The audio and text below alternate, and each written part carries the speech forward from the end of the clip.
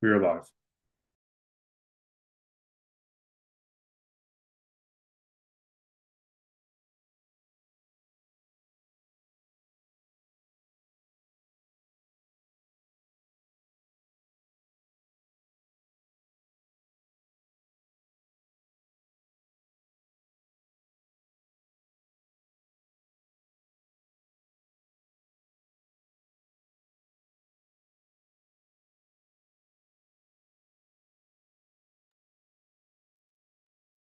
Good evening, everyone, and welcome to this Wednesday, February 12th, 2025 meeting of council. I call the meeting to order at 6:30. We have been in closed session since 6 p.m. this evening, and I do have a rise and report to offer. County Council held a closed session meeting at 6 p.m. this evening to approve minutes from the January 15th, 2025 closed session meeting to receive financial information supplied to the county in confidence, as well to consider information about an identifiable individual. Motions coming out of closed are that staff proceed as directed in closed session. Can I get a mover for that? Councillor Wise, seconded by Councillor Fritsch. All those in favor? Motion is carried. Thank you. Moving now to the adoption of the minutes, the regular monthly meeting held January 15th, 2025. Can I get a mover for those minutes? Councillor Hogg, seconded by Councillor Richardson. Any edits, errors, or omissions? Seeing none, call the question. All those in favor? Motion is carried. Any disclosure, approval of the agenda for this evening's meeting. Councillor Wise, seconded by Councillor Fritsch. All those in favor? Motion is carried. Any disclosures of pecuniary interest or the general nature thereof this evening?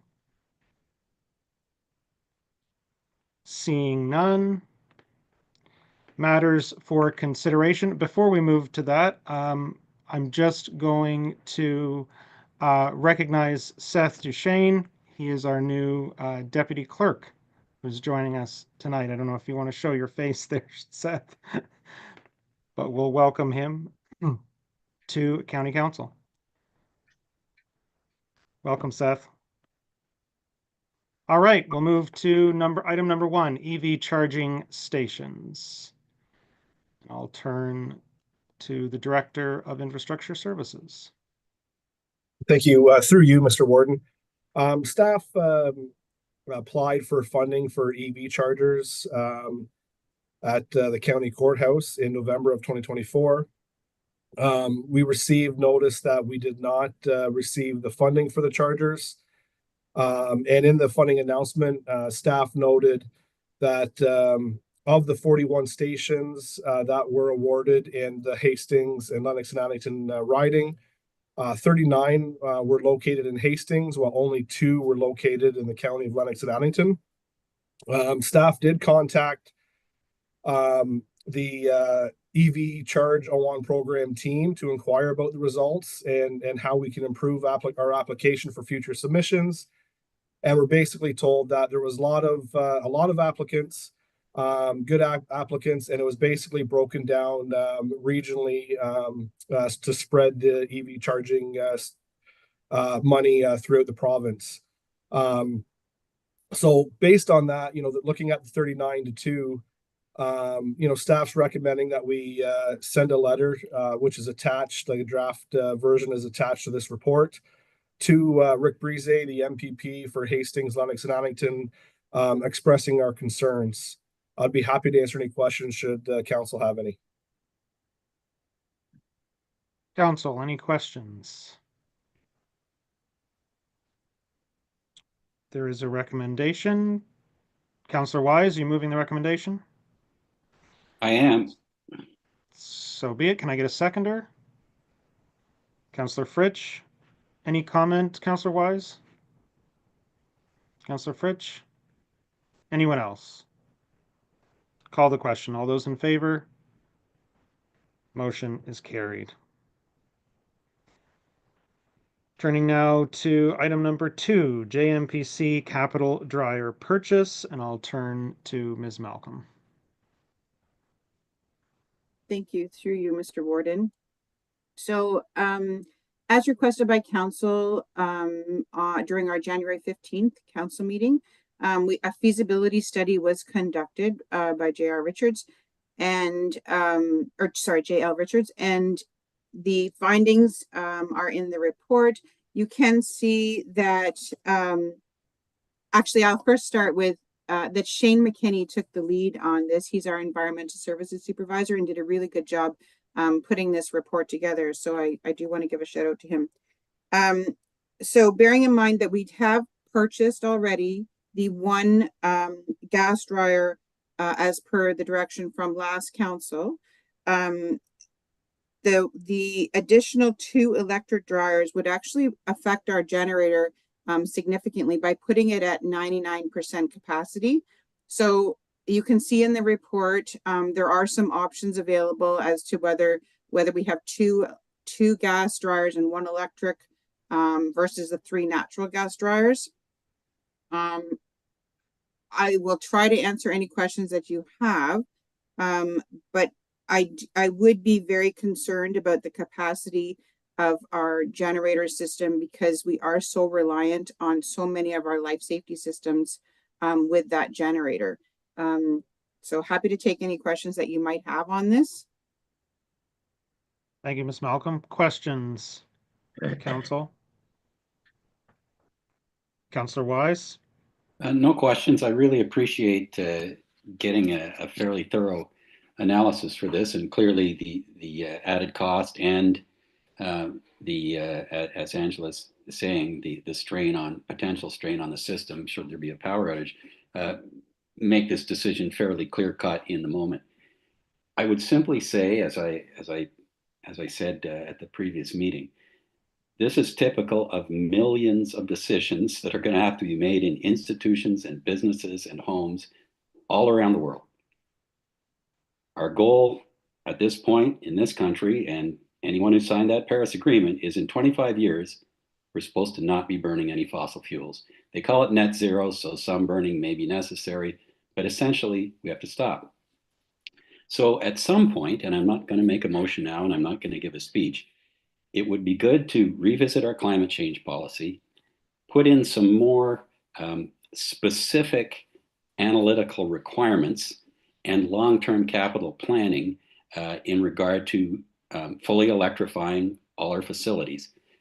At some point, I guess ideally, JMPC would then have 4 electrical dryers and a bigger capacity generator to back them up if we're going to stop burning gas. Similarly in the kitchens, I assume we burn gas. It's not healthy internally to be burning gas. Over and above that, it's a greenhouse gas issue. At some point, we've got to go to induction stoves. So let's start thinking long-term and in the context of full electrification over time in all our facilities. That's all I'll say, and I will move the recommendation. Thank you, Councillor Wise. I'll take that motion to adopt the recommendation in the report. Can I get a seconder? Deputy Warden Hagedorn. Councillor, the mover's already spoken. Seconder, any comment? Anyone else? Call the question. All those in favor? Motion is carried. Moving now to number 3, asphalt patching contract extension, and I'll turn it over again to Mr. Wager. Thank you, Mr. Warden. Through you, nothing to add to this. This is a standard contract that we typically have for most of our contracts. We have a 3-year term, so it's 2 years in addition to the 1-year term. Kylie Paving's asking for CPI increase for Ontario for December, which is 1.8%. This went out to our TAC group, and all of the TAC group agreed that it was an acceptable increase, and we're bringing it back to County Council to approve that increase to extend those prices for 2025. Be happy to answer any questions should Council have any. Thank you, Mr. Wager. Council, any questions for the director? Seeing none, there is a recommendation in the report. What were council's wishes? Councillor Fritsch moving the recommendation. Councillor Davison seconds. Any comments? Call the question. All those in favor? Motion is carried. Item number 4, asphalt rejuvenation contract extension. Back to Mr. Wager. Thank you again through you, Mr. Warden. So similar to the previous report, this is for our asphalt rejuvenation works for 2025. Superior Road Products is asking for an extension for the 2025 season. They are not requesting an increase. They're keeping their 2024 price the same. And again, just due to the price, this comes back to County Council for approval. Be happy to answer any questions should Council have any. Thank you, Mr. Wager. Questions, Council, the Director? Again, I'd seek a mover. There is a recommendation. What are Council's wishes? Councillor Norrie, seconded by Councillor Richardson. Any further comment? Call the question. All those in favor? Motion is carried. Item number 5, longitudinal line painting contract extension. Back to Mr. Wager.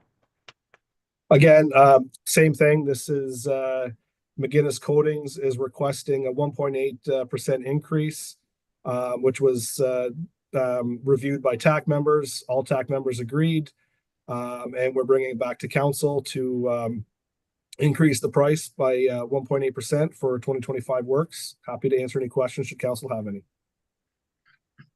Mr. Wager, questions from council?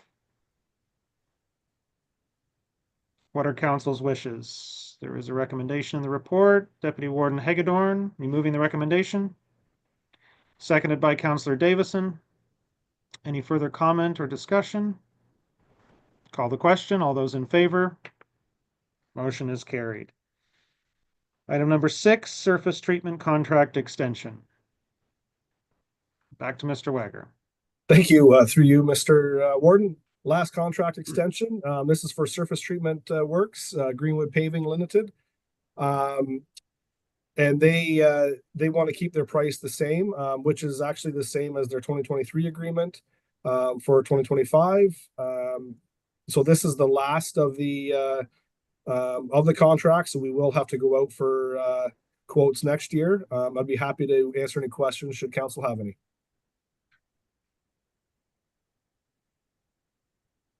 Any questions from Councillor Wise?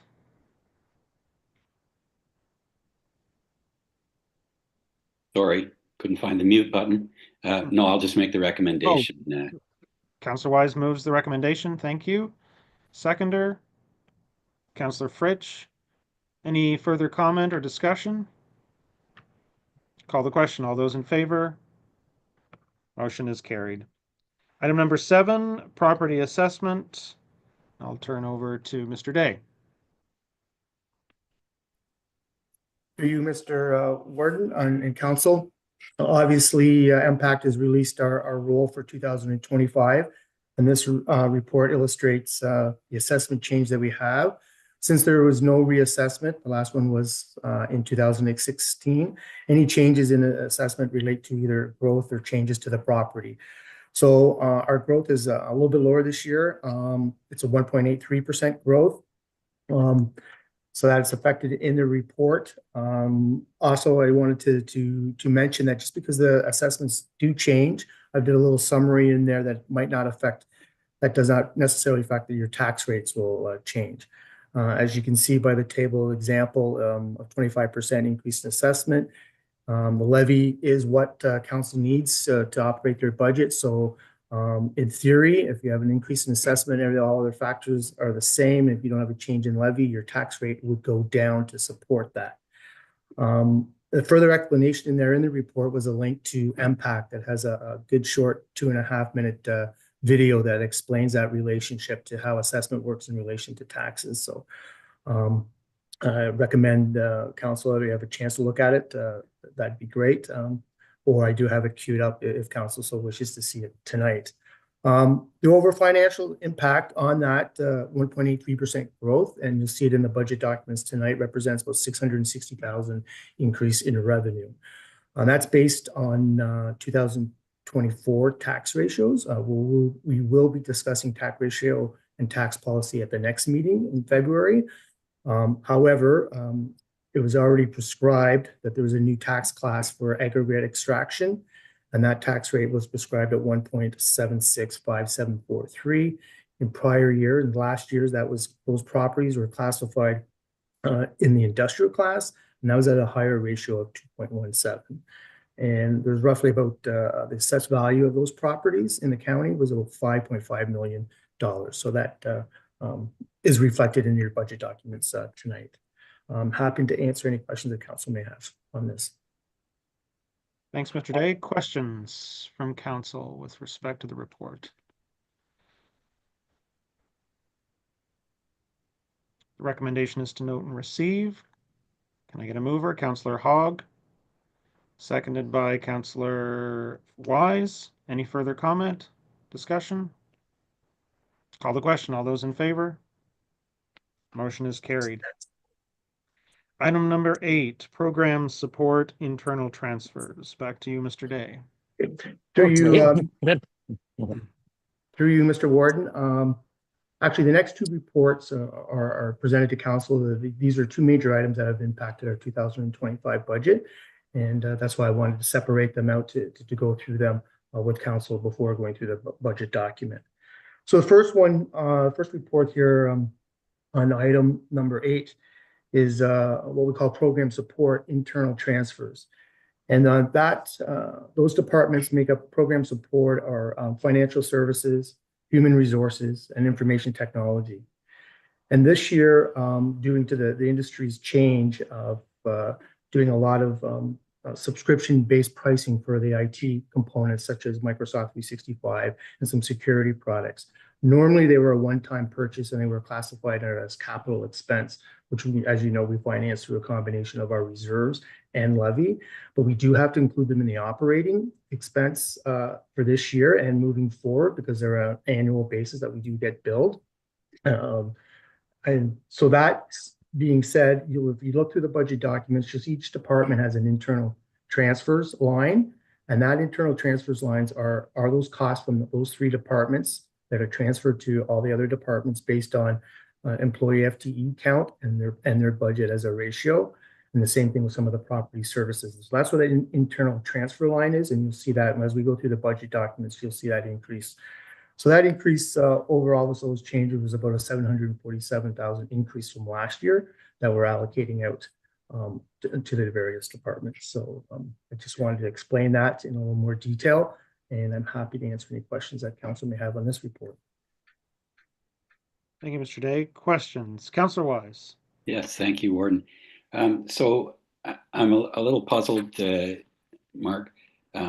So what we used to do in order to have access to these software tools was we would buy the software. Is that correct? Correct. And we'd actually outright own the software and do it. But now that retention and ownership, basically because it's cloud-based and the licensing, and that we don't physically own it, so we can't classify it as a capital expense. So it has to be into our operating budget.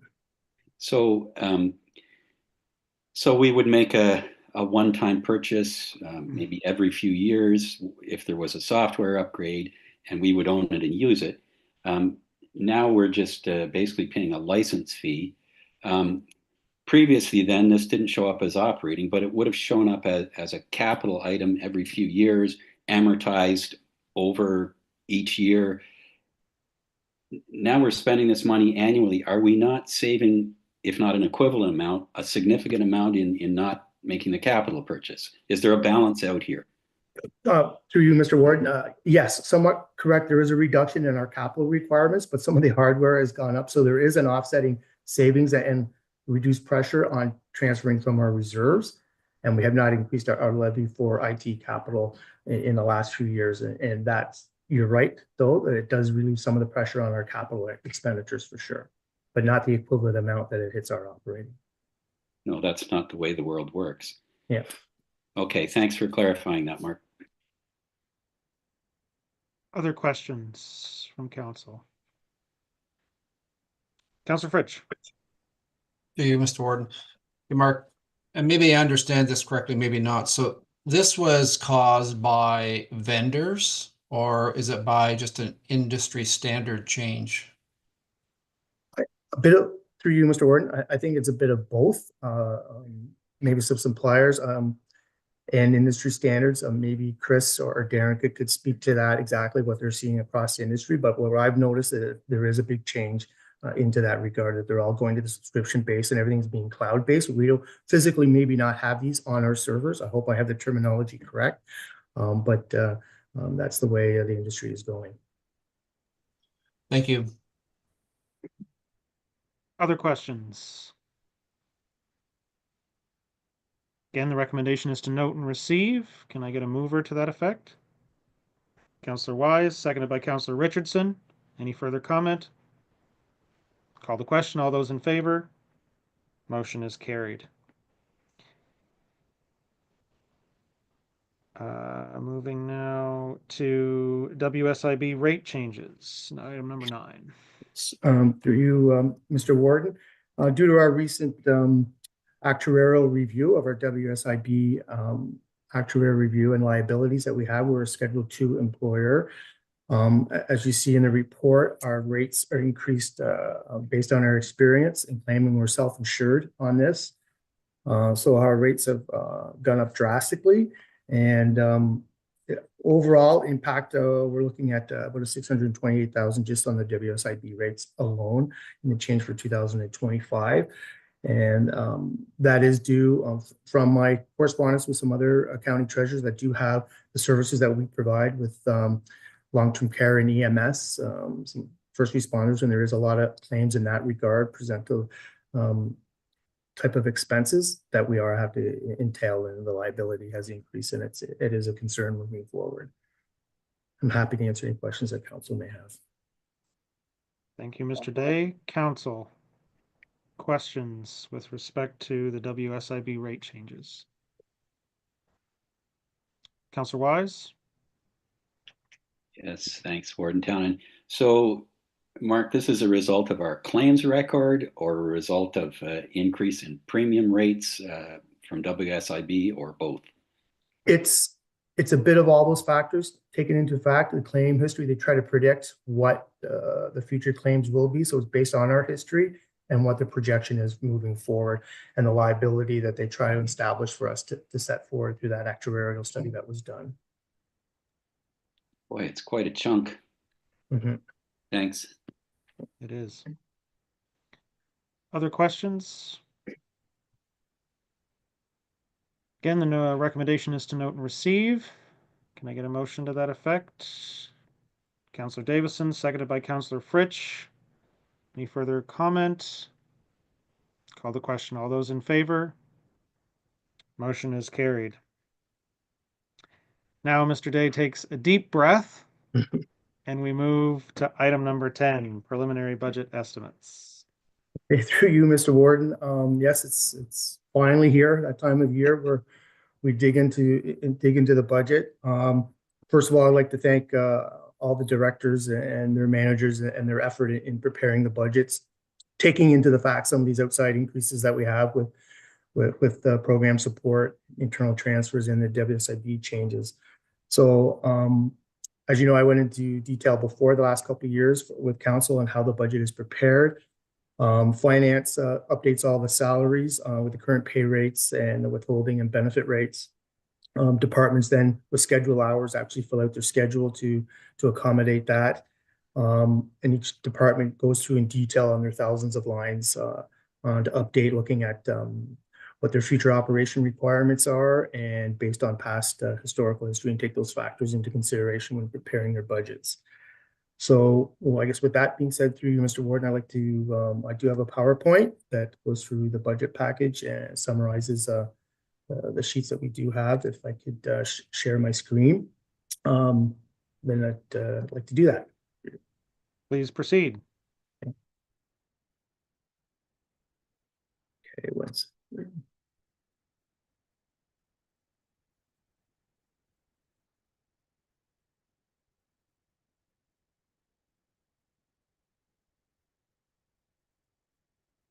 Can everyone see the title screen on, okay? Good. Getting nods and thumbs up. Okay, gotta kind of go through three areas of the presentation tonight. The first section will be highlights of the 2025 draft budget as it relates to expenses and revenues and the effect on the county levy and the impact on the resident taxpayer. Then I'd like to go through the departmental operating budgets, and then the capital budgets, and finally the impact on the budget enhancements that we discussed at our last meeting in January. So that moving forward, so the draft, some of the budget highlights here is the budget includes net levy right now, net of growth is 1,304,715, and represents a 3.6% increase in the overall levy. Operating budget levy changes a little over $1 million for 2.7%. And the capital budget net levy is 0.9%. Based on the average residential assessment of $264,000, the county portion of the property tax represents an increase of $70.71 from 2024. And just a note for council that about $358,000 represents a 1% change in the levy. So any change up or down of that amount represents a 1.1% change in the levy. Some of the major factors discussed in the budget and the changes in the net levy.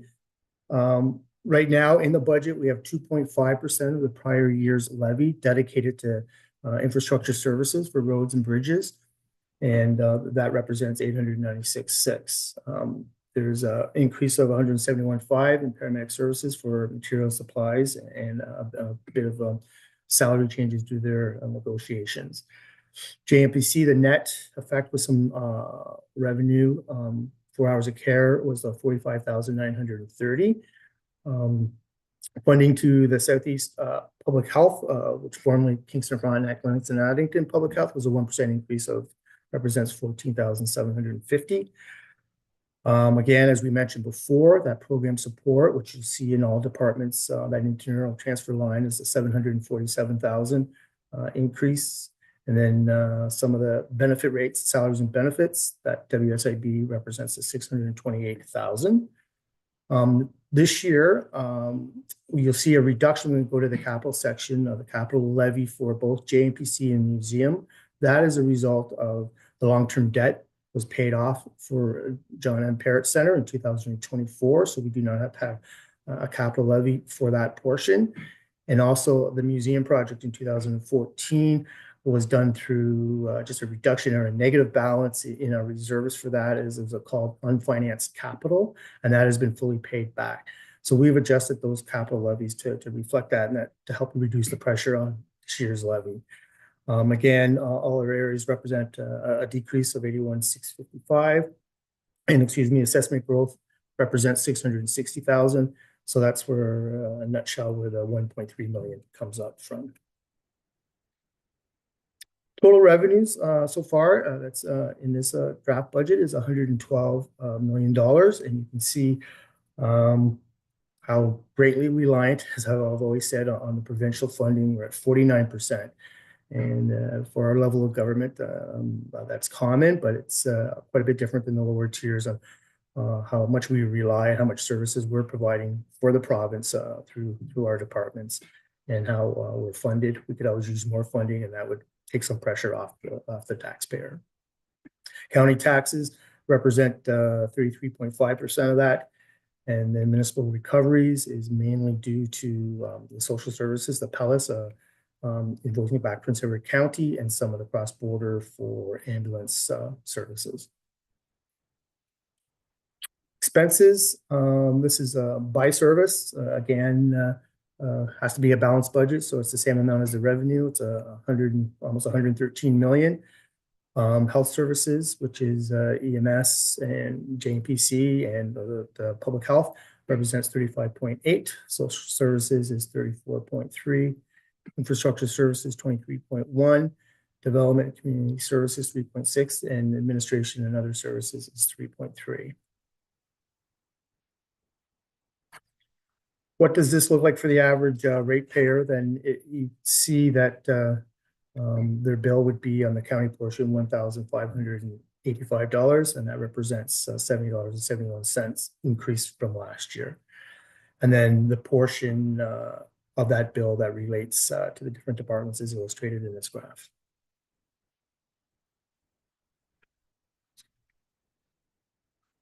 So some of the budget highlights that are included in this budget, and obviously these pages are straight from the package. And if I refer to the page, it's the page in the agenda, just so that you do know.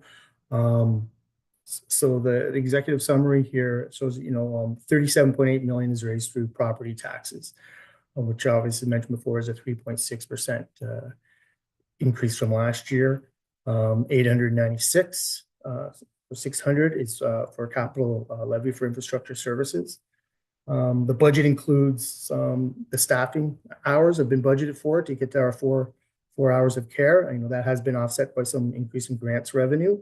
We have 19.3 million in capital improvements for county roads and bridges.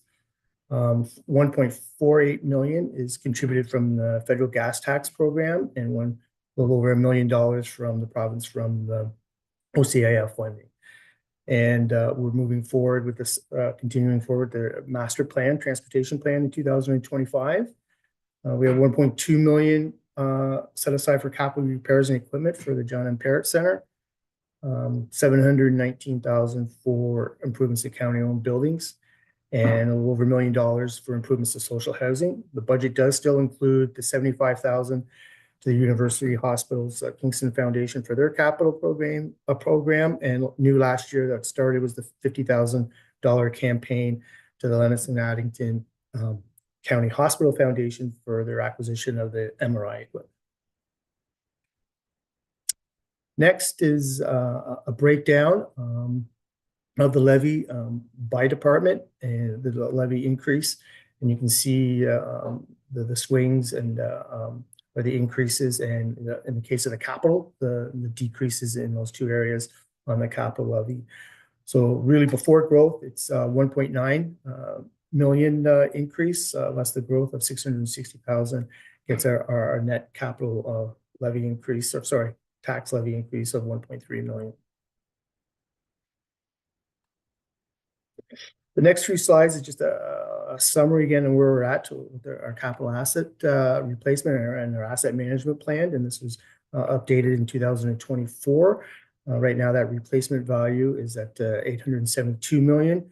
And there's the breakdown of the different areas. The roads and bridges is obviously the largest section at 71.4%, followed by social housing at 12.3%.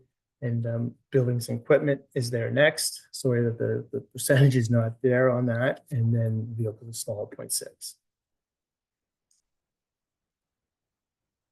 The expenditure requirement to maintain these at a current standard level is 35,301,750, and that's broken down based on our condition and those criteria that we have set up, established in the asset management plan. So the resulting shows us that we have a funding gap, but this has decreased from 2022. It was over 10 million, well over 10 million before, but we are making improvements on reducing that gap. And I know especially Mr. Wager and his team, infrastructure services, are doing everything they can to increase longevity and increase the assets and the value, and keeping up their service standards levels as much as possible by trying it as a new and innovative ways to do some of the projects. Next is a summary of where we're at with our reserves and our reserve funds right now, and just had a review of the late financial statements of 2023, but we're looking at 2024 reserve balance of 29,316, and that's of all reserves. However, when we do look at the trend and based on the financing model of drawing down from the reserves and even though increasing that levy to 2.5%, for 2029, we are looking by the time after the next 5 years, we'll start getting a reduction in our reserves, and we'll have to look for alternate methods, either debt financing, and obviously looking at any type of grant opportunities that we can take to do it, or alter our plan or project plan just to help to reduce that reduction. We definitely do not want to get into a situation where we're going through our reserves at too fast of a pace. But we are, as you can see, we're very good with our debt. We're almost debt free. When you do look at our debt right now, it is at $815,000. The majority of that is basically our portion, our 21.3% of Kingston Frontenac as a health unit. To be honest with you, this is at the end of 2024. Moving forward with the new amalgamation of the 3 units, I have not found out on how that transition is going to happen and how the accounting is going to work, what the new makeup or the ownership or equity is going to be with Kingston Frontenac and ourselves and with the new municipalities on how this will change and how that will get reported. So you can see our debt trend is going down. I should have mentioned the prior slide that the housing mortgage was renewed in 2024 and is renewed for 2.5 years. It'll be completed in October 2026. So we will have no debt as of then, except for our portion, how that might look forward with the public health.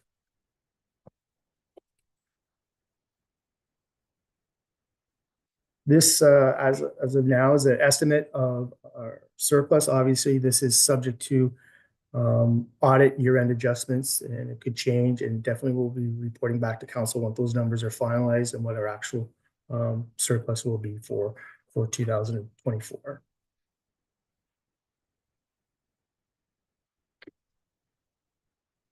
So next, we're going to go into the total county budget and the operating and capital budget. And then actually in your package, in the budget package on pages 92 to 94 is actually that explanation on how we record the different line items here, what makes up these different line items in the budget and through the departments. So that is explained in detail in there, and we try to keep it obviously consistent on our classification and recording of such items. Here's a summary of the salaries and benefits increase, and you can see with the benefits, actuarial benefits have increased, and those do include like staffing changes and retirement benefits, as well as retirement allowances also included in that. So again, this is a summary of the classifications for the operating budget, and we'll go through now the department's details, and obviously if council wants to have questions at the end, or feel free to interrupt me, Mr. Warden, at any time, or ask them if like however you want to do it. So general government, you can see there's actually, this includes some investment income, other revenue that's supplementary revenue and payments in lieu of taxes. So it's a slight increase. So we're projecting a slight increase in revenue of so it's a reduction or restraint on the levy of $36,000. Also, for council's awareness, as you see by the note, is that that also includes the payment to impact, and it's a 3.1% increase there, and it's $744,000. And I think we discussed that in the report in January. Council has a slight increase of net effect on the levy of $5,600.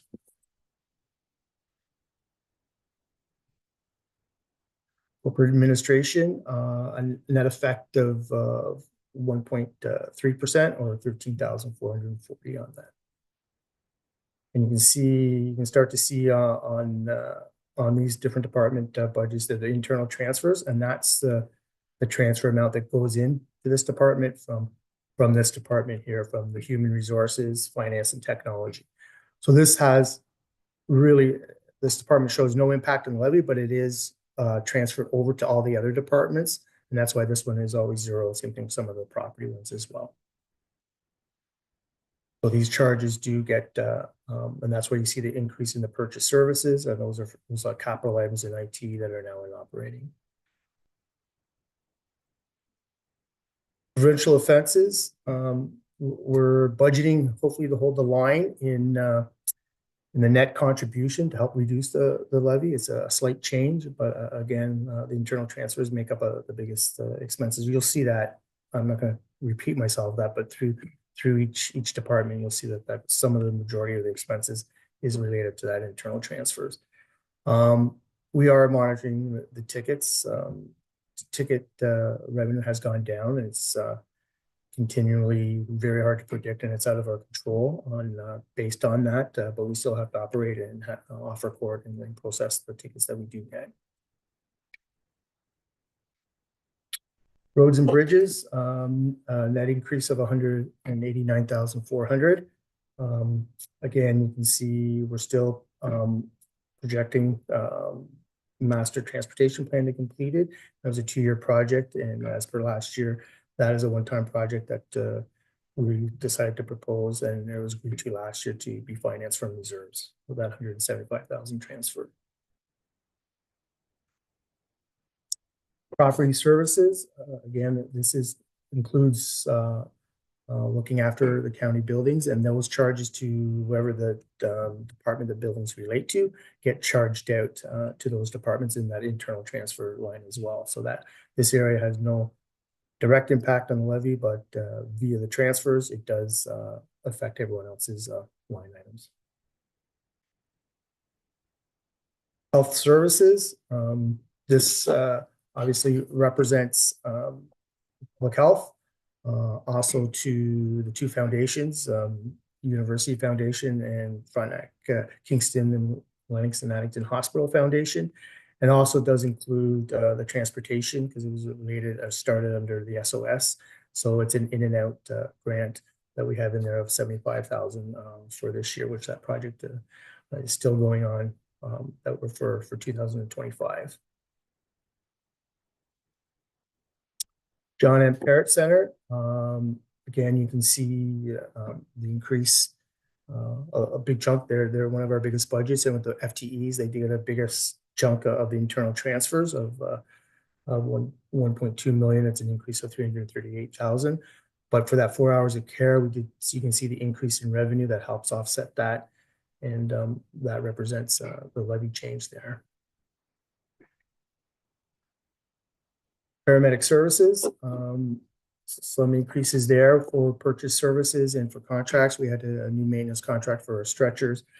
The revenue is always a year behind, so that increase in grants and subsidies is represented 50% of last year's operating budget, and that's the new funding model that they have. It's usually always 1 year behind. Like, so if we have any changes in operations or services, you do get delayed funding as a result of that.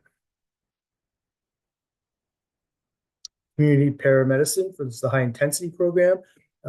These are totally supposed to be funded from the province, both this and the long-term care paramedic program.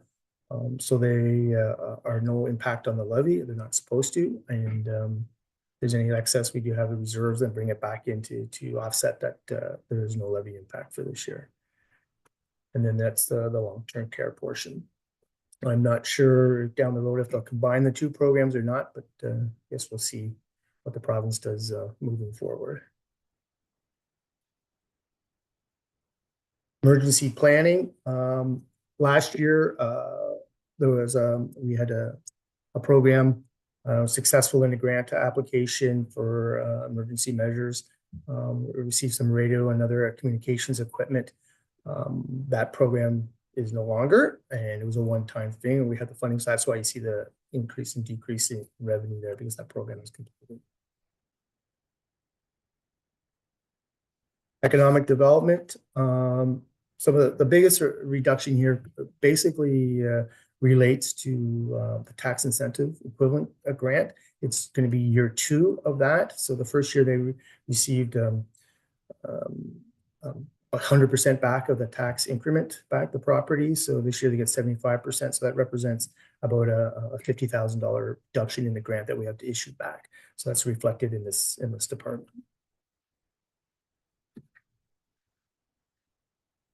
Land use planning increases. Obviously, we do have some. We have the Lear study in here, and we do have that is in tonight's budget, and that is to be financed from reserves.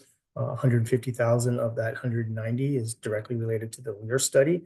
The other is a 40,000 for one-time studies for the OP update, and the National Heritage study is in that transfer from reserves to cover that as well, since there are one-time costs. Library services, an increase in net levy of 108,800. Museum and archives represent an increase of 64,600.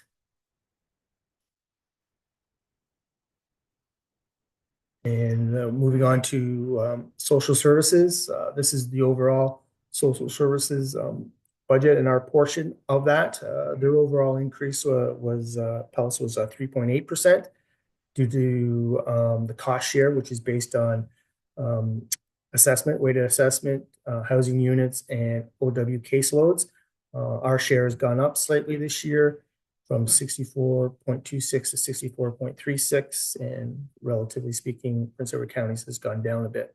So out of that 232,500 overall PELUS increase, ours relates to a 3.9% increase. And for council's awareness, the PELUS committee did approve their budget last Thursday at their meeting. So these numbers are reflected in here from their budget. And it's all only related to LNA County's portion. So social assistance itself, a net increase of 39.6. Social benefits represent 8.2 million, and they're funded 100% by the province. So that's represents 85% of the expenditures are offset by the provincial revenue. And the assistance allocation of 252,600 was 100% provincially funded. And the former allocation of 771,000 was reduced between 2023 and 2024 through the employment services transition. I do like to mention that social services and PELUS have been able to change and adapt to funding changes to keep our exposure or levy pressures down to a minimum on that. Especially in regards to children's services. I think with the new seawall, we're finding there's an increased administration burden on the new process, and they reduced the administration funding. They had some one-time funding, but that's now eliminated, and there's an increase by 11,800 for this year. But it has put a strain on that. We've had to do some staffing issues or changes just to programs that we have funding for. They could be allocated to that to help relieve some of the pressures on that. Social housing, it's primarily funded through the municipalities. And you can see that the last full year of provincial funding offset of 114.7 was will be phased out in 2026. Tenant revenue accounts for approximately 53% of the operating budget.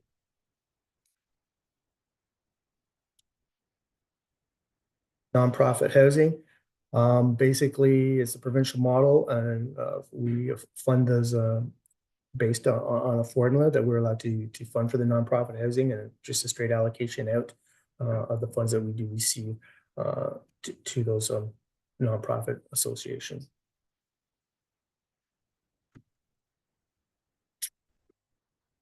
Housing and homeless programs, it's still remaining strongly funded by the province, which is obviously they recognize the need for that.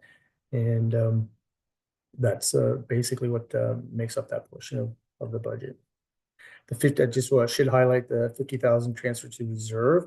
That's for an LNA County housing initiative, homeless initiative only. That is not part of the Palace portion, and that just has its own reserve set up for that. That any programs we do come out of that. That is strictly for LNA County. Next, we'll be moving on to the capital. So here's the capital levies overall summary. And you can see that this is on page 153 of your agenda, but there's the overall capital expenditures and the overall effects on the reserves. And as mentioned in the reserve, you can see the depletion down to 8.8 million. That we'll have to do some financing or some more alternate methods to help reduce that strain on the reserves. So admin and technology, this is basically IT. So they're looking at spending 493,800 this year. That is down, and this is part of their 10-year plan. Through you, Mr. Ward, as Mr. Councilor Fritz said, there has been a slight reduction that we could do in our capital spending based on the change from moving some of the items to operating, but still there is a need for hard equipment or hardware and stuff that is capitalized in that regard. Roads and bridges, basically the 19.3 million, 800,000. The next few slides are quite a detailed breakdown on the roads projects. As you know, it's our biggest capital expenditures. You'll see something new in your report on the projects report. There's color coding on some of those projects. I think through you, Mr. Ward, I'd like to ask Director Wager to maybe explain what those mean, and just so that you have a better idea when you're reading those reports. And we're going through these slides tonight exactly what they relate to. So that maybe Mr. Wager can join us. Thank you, Mark. Yeah. Thank you. Through you, Mr. Warden. If I can get you to pay attention to page number 94, that's our hot mix paving program. Yeah. That's the start of it. You'll see there's some red, there's some orange, there's some yellow, and then there's some light green and dark green. This doesn't relate to the condition of the road. The condition rating is the number behind of it. The actual color tells us our target for the treatment of that section. So again, asset management is making sure we're doing the right treatment at the right time. And if we're showing red, that means it's the we've passed the road rating or the for that prescribed treatment. So on the 2025 program year, you'll see County Road 6 from Highway 23 to 33. That we're doing a resurface with a SAMI and a single lift, and it says like delay for development. That should be a reconstruction, but because we're delaying it for development, we're actually just doing a resurfacing, trying to buy 10 to 12 years for that section of road. So that's why it shows up red. The next section of 6 is actually a rounding error. It should be orange. It's orange until at 56. When it hits 55, it becomes red. Meaning that's the last year, like the last rating that we take the resurfacing, and then it drops down to reconstruction. So really what you want to see is orange in your recommended year, like so the current year, and possibly some orange in the second year. And then you want to see your yellows in subsequent years for hot mix, and you shouldn't see any green in the hot mix at all within your 5-year capital plan. If you look down to page 94 and 95 and 96, and then into 97, all of those should be green. Now there are a couple oranges in there. Now they're being delayed again because of an adjacent capital project or funding with an adjacent municipality. And if you look at our surface treatment pages on pages 101, 102, and 103. Again, because the lifespan of the surface treatment is different than hot mix, green is your 3 to 5 years. Light green is 2 to 3, and your orange and your yellow can be the current year or next year's program. And this is just to put in some transparency for council and the public. So it just takes the rating out of it, but now you know that we're trying to spend the money and do the right treatment at the right time. Excuse me. And hopefully that with continued funding and council support, we can maintain the level of service that we have on our roads. And I'll be happy to answer any questions should council have any on this. I'll just take a moment to pause here then in case there are questions on this particular part. I'm not seeing any, so please proceed. Okay. Okay. Yep, back over to you, Mark. Okay. Thank you, Chris. So then this is the micro treatment. Just these are obviously in your agenda, and then here's the overall summary on the capital expenditures and the fundings proposed. The CCDF is the federal gas tax, and the OCF formula is obviously from the province, and then the reserves, and then the capital levy based on this year's increase in the capital levy. Next, capital is we have property services. Again, we have not increased the levy, capital levy for this department.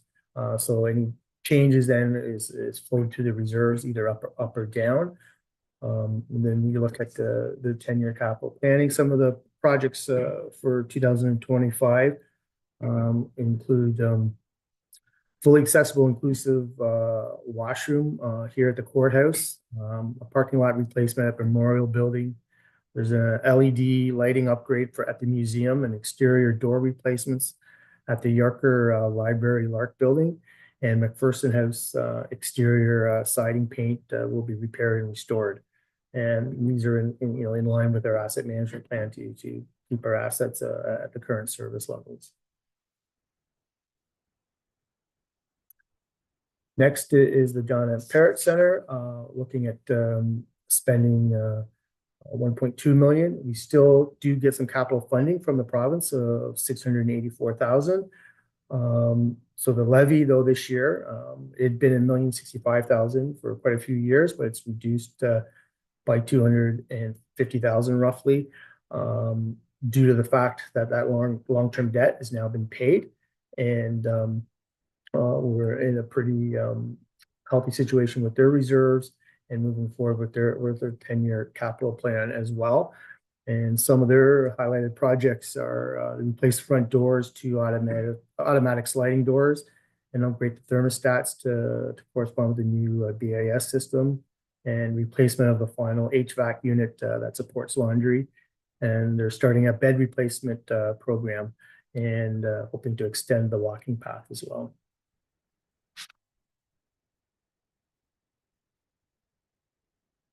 Next is paramedic services, looking at 1.1 million. Again, this is a net levy, still no change at 325,000. We do have, there's some of the projects listed in there. What we do have in 2025 is the base design and site for the new Loyalist base, 225,000. We do not have in the 2025 budget the cost of the new ambulance base. So based on what those costs come in, obviously a separate report will be coming to council at that time, and looking at financing options if it's a pull. Well, I know it will be a combination of pull from reserve, and whether or not we have to go into debt or unfinanced capital, then we'll look at those options and what's best for the county and for council's decision on that. Library services. There's their 10-year capital plan. I think for 2025, they're looking at improved seating in the Napanee and Amherst branches.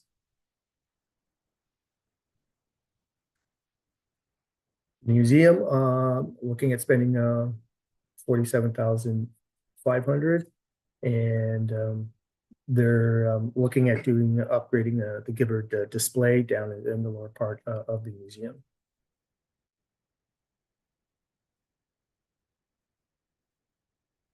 Social housing, there is looking at for the last standards is for 2015-16. We increased the capital levy there total for Pellis of 25,000. Our portion of that relates to the 17,000, as Prince Edward County pays 8,000 of that Pellis commitment to increase funding for their social housing projects. Some of the projects included in the social housing is replacement of the original wood exterior suite doors at the Maples apartments, and replace the kitchen exhaust fans at the Maple apartments, the Jubilee apartments, and the Maple Villa apartments, and replace the furnaces at the single detached housings that we do have at Simcoe Street and First Avenue.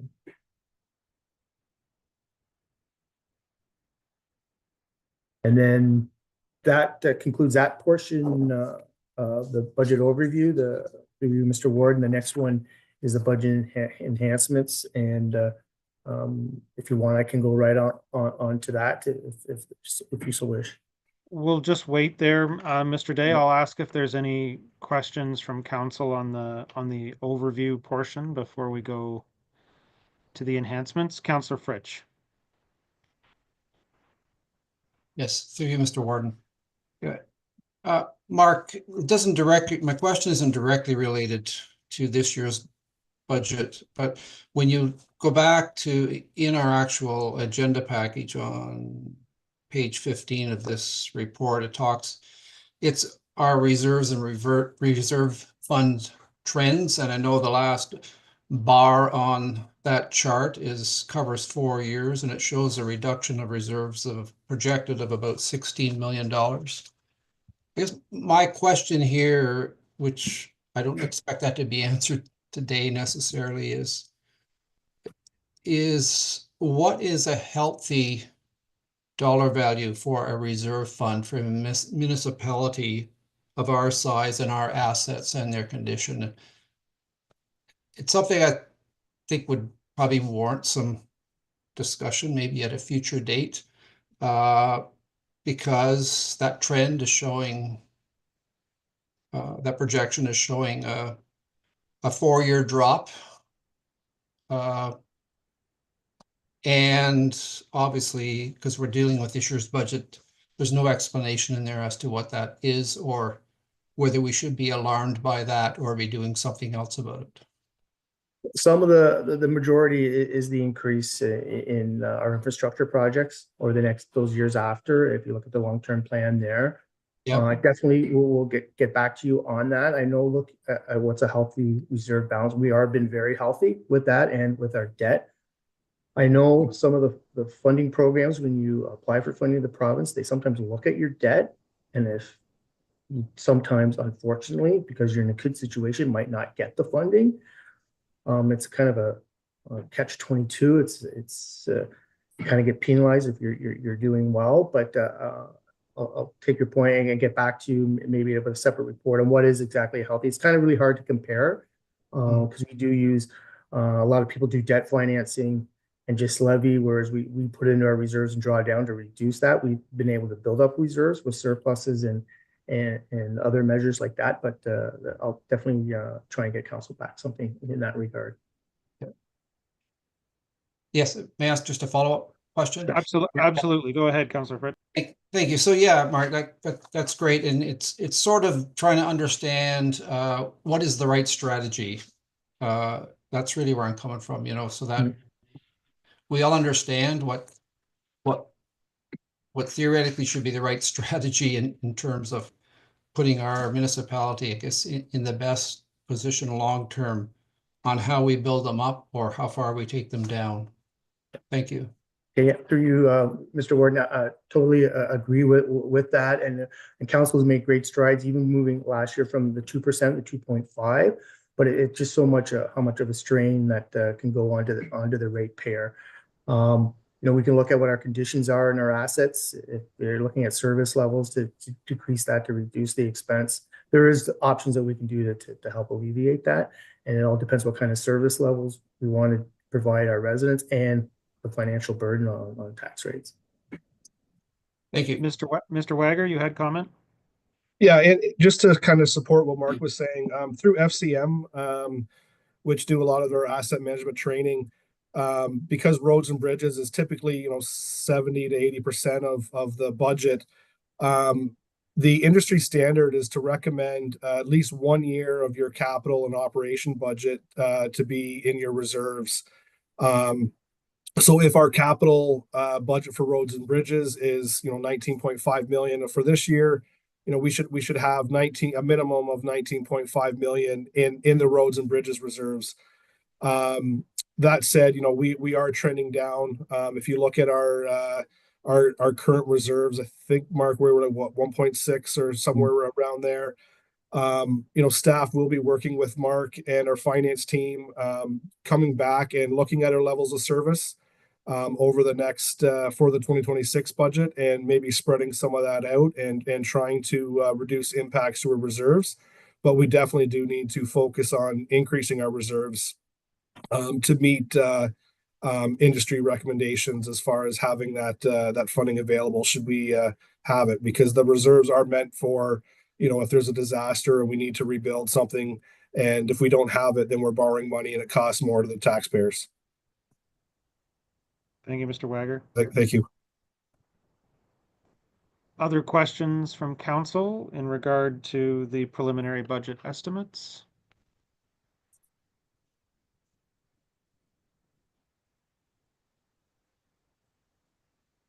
Seeing none, could I get a motion just to note and receive the preliminary budget estimates?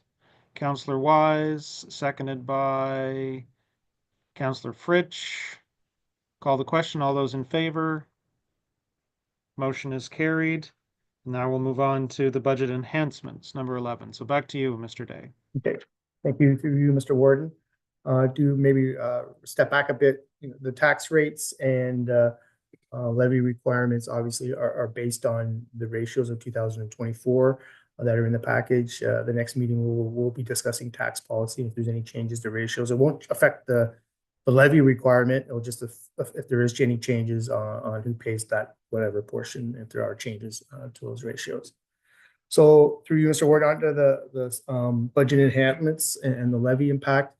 I do have the summary slide up here to review. It is also in your agenda.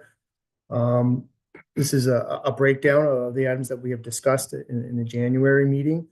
The items that were included in that net levy of 1.3 million, based on the last council meeting, I did do an adjustment for the warden's call the warden's banquet dinner, basically rename it for council lower tier relations.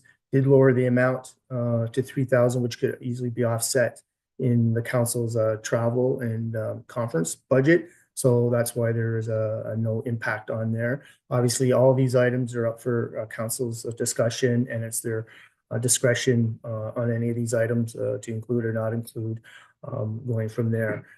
Same thing with the AMS purchases, patient care, that was deemed to be a capital expense. So sure, it is moved to capital, but it does put a strain or a reduction in the reserves based on that. Next was the non-union benefits of the healthcare spending account. That would impact the budget by 80,206 or 0.22%. And just a reminder that the 358,000 represents really a 1% change. The museum contract position, it's a one-time, and we're looking at getting funding for that. So if there's a one-time position, we're proposing, even if we're not successful, then we do finance that from reserves for that, because it is a one-time expense. We never want to do a continuing operating expenses from reserves, because it's very hard to make that up the next year. But if it's a one-time expense, then it does warrant the use of reserves for that. Same thing with the employment land strategy. We're proposing that to be, if it was included in the budget, to be financed from reserve, so there was no impact on the levy. The GIS staffing enhancement represents about a 46,000 impact, or 0.13% of the levy.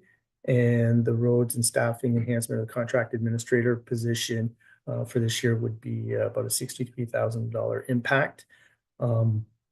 And that represents 0.18%. The building new affordable housing program, as discussed in the report, that would become from reserves as well as one time to get those properties ready, shovel ready for any type of build or that would be moving forward. And also in relation to the overall capital levy increase from the prior year, it was in council resolution last year for this year to move it from 2.5 to 3. It's not in that budget this year. I've left it at 2.5 due to the staffing requirements that we want to, basically staff want to see probably ahead of that, just to be able to monitor where to spend the money and what kind of improvements we're moving on the capital forward. But if we were to move from 2.5 to 3, that represents obviously 180,000, which is a 0.5%. So for council's discussion and consideration, if all those items were included at those values, it would be a total increase of 369,468, or another 1.03%. And the levy change would go up to 1.674, 1,674,000 from last year, or 4.7%, which represents an increase on the average residential property of $86.11 from what's in the budget now of $70.71. So through that, through you, Mr. Ward, maybe I'll stop sharing screen so you can all see each other to discuss, and we're looking for council's direction on how to move forward. Okay, council, before we get to kind of general discussion, I'll ask if there's any questions on any of those particular items.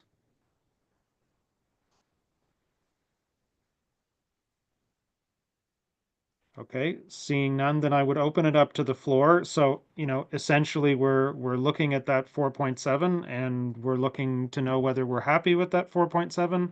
If we're not, what do we want? This is the kind of back and forth of discussing what stays, what goes. Councillor Hogg.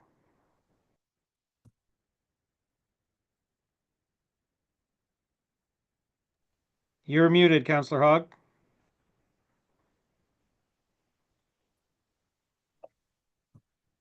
I have concerns considering what's happening at the southern border of our country about any increase right now. I don't have any suggestions or recommendations. I just think we really need to take a good hard look at every cent we spend, because there are people that are going to suffer because of these actions. That's just a statement. I don't have a solution. Thank you, Councillor Hogg. Other members of council. Deputy Warden. I have a question through you to through you to Director Day. The reserve projections that were in the budget and how they were depleting over the years, is that if the 2.5% continues, or was that bumped up to the 3% for those forecasted? That, excuse me, through you, Mr. Warden, that was at the 2.5%. Okay. So the reserves would be a little less strain on the reserves if we did go up, if we increase the levy up to 3%, then obviously that's a less reliant on the reserves because we're increasing the levy. Thank you. And if I may just make a statement, Warden. Yep. I've always been one for building reserves and maintaining them. That's only good business. With the one thing that I've been looking at is, even if we cut that in half, that would bring the increase in half is what I'm saying.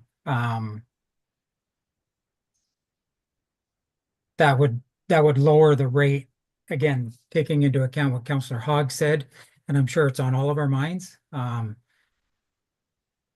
trying to look at ways to trim it a little bit, but still be prudent while we're doing it. And so that's one of the things that I was looking at, was potentially just reducing the amount of that we put into it. Whether it's take it back to 2.5 or take it up to like 2.75, it would reduce it a little bit. Okay. I'm gonna turn over to our CAO, who wants to make a comment. Through you, Mr. Chair. Just a couple points to make for council. The position that we're talking about with roads and bridges, and Chris will tell you himself, I'm sure. We do believe that that position will find efficiencies and essentially pay for itself with the efficiencies that we find. So I just wanted to point that out to you. I mean, I know that's an outlay of cost in the first year, but we think we'll find efficiencies because of that position. And the 3%, go into the 3% to put money in reserves for capital. That is a strategic plan item for council, was to get to the 3% by the end of your term. So even if you kept it at 2.5 this year, you could still get it to 3% next year and meet your target that was in your strategic plan. Because if you recall, your strategic plan said to get to 3% in the term of your strategic plan, which would be at the end of your term. I just wanted to point those two things out. Thank you, Ms. Orchard. Good advice. Back to you, Councillor Wise. Yes, thank you, Warden Townend. Brenda makes a good point about the staffing enhancement position saving money. I think you could probably make the same argument for the GIS staffing enhancement. My inclination at this point is to approve all but the capital levy increase. Thank you for reminding us, Brenda, that we have till the end of term to do that. I think really we've at least made our intentions clear on the other items on this preliminary budget. And I would say that 4.2%, leaving out that 0.5%, is a bit more of an increase than we've been used to lately, but it is not out of line. I hear what Henry is saying. I would suggest that we still don't know what's going to happen there. The Orange Maniac may change his mind within the next 2 weeks. And in any case, if we do have some relatively short-term economic turmoil, I think all the governments in the country, federal, provincial, territorial, will treat that as the same sort of crisis we went through with COVID. There's going to be borrowing, there's going to be wage subsidies, there's going to be support for businesses. Yeah, we'll go into some long-term debt, but that's basically what the financial system is for. I don't think the weight of that is going to fall extremely heavily on residents, at least in the short to medium term. So I think we've got to stick to our intentions here. We've got staffing enhancements that have been pointed out to us by directors that will improve efficiencies and save us money. We've got commitments on the healthcare spending side that I believe we're morally committed to. So my suggestion would be we leave out the capital levy increase for this year. We live with 4 to 4.2% and go ahead on that basis. Thank you, Councillor Wise. I won't look for a motion to that effect just yet. I'll let people wade in, but I think it's worth starting the conversation there since we've got something solid. So essentially, Councillor Wise is suggesting that we include the enhancements as is, except for the capital levy increase at the end, which would bring it down to 4.2. So what are people's thoughts? Councillor Fritsch. Yes, thank you, Mr. Warden. Yeah, my view as well is stick with the 2.5% on the capital levy increase. I know we're gonna have more discussions about our reserves funds later this year. And we all know we would like to put more and more into reserves than we are, but back to Henry's point earlier, I don't think we have much choice here. It's a compromise, so I would support the 2.5% and end up being a 4.2% increase.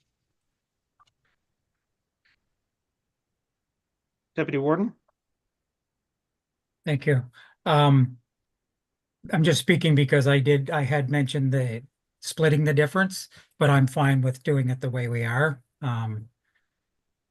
If we go with the 2.5, I agree. The staffing, the roads and bridges, just having the understanding I do of what they will be doing, I think that's going to be a huge asset, both for the lower tier and for the county, with the work they'll be doing. So I think it's kind of a no-brainer to have that. The only thing that I see that is variable is the increase. If we want to go down to 2.5, I'm fine with that.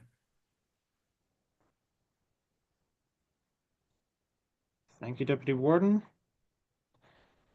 Other comments from council?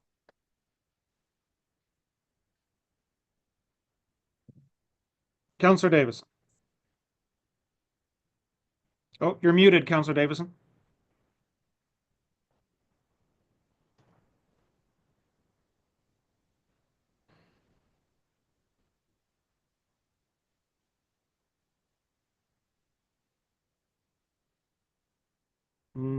Still muted.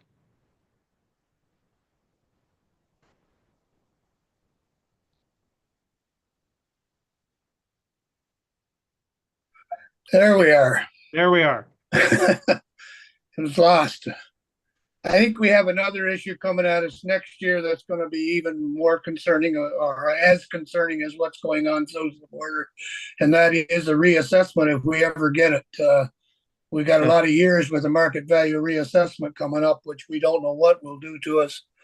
So I think if we're going to take an increase, it would be this year, and next year we may have to be even more prudent than we are this year. And I could support this.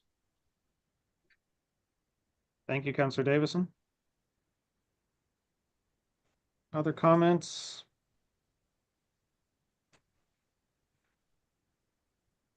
Well, I'll turn back to you, Councillor Wise, since you started that discussion. Would you want to make a motion to that effect? We Yeah, need sure. to note and receive, and then motion to include the enhancements save for the increase in capital. That would be my motion in a nutshell. All right. I'll take that motion. Is there a seconder? Councillor Hogg. Any further comment from you from the mover, Councillor Wise? Councillor Hogg? Yeah. Others want to wade in.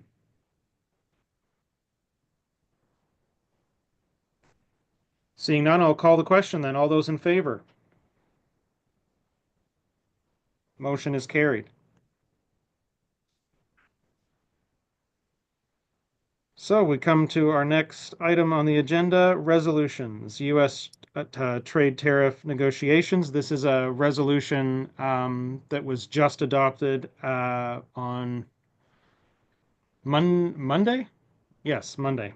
I think at our last EOWC meeting, the resolution is before you. The spirit of the resolution and of EOWC's advocacy since the tariff situation came into view has been to advocate for municipalities to be included in all of the efforts to mitigate the impact of the tariffs. And so again, the resolution is before you, and I would seek council's wishes as to what they want to do with it. Councillor Deputy Warden Hagedorn. Move to receive and support. Motion to receive and support, seconded by Councillor Hogg. Comments on the motion? Seeing none, I'll call the question. All those in favor? Motion is carried. Bylaws, a bylaw to appoint a deputy clerk. Already introduced Seth. Councillor Wise moves, seconded by Councillor Davison. Any comment? Councillor Wise? Well, I didn't know Seth was interested. I'm really pleased. I think that's a very welcome and capable addition to our staff. Welcome aboard. Indeed. Any further comment? Call the question. All those in favor? Motion is carried. Item number 2, council remuneration. Can I get a mover for that bylaw? Councillor Fritsch, seconded by Deputy Warden Hagedorn. Any comment? Call the question. All those in favor? Motion is carried. Confirmation of proceedings. 3 readings. Councillor Hogg, seconded by Councillor Wise. I'll call the question. All those in favor? Motion is carried. Before I call for adjournment, I'll just thank staff, particularly Mr. Day, for all his hard work in preparing the budget, and all the directors. Obviously, we've got more discussion to happen, and thanks to council as well. So with that, I'll call for a motion to adjourn. Deputy Warden Hagedorn, seconded by Councillor Wise. All those in favor?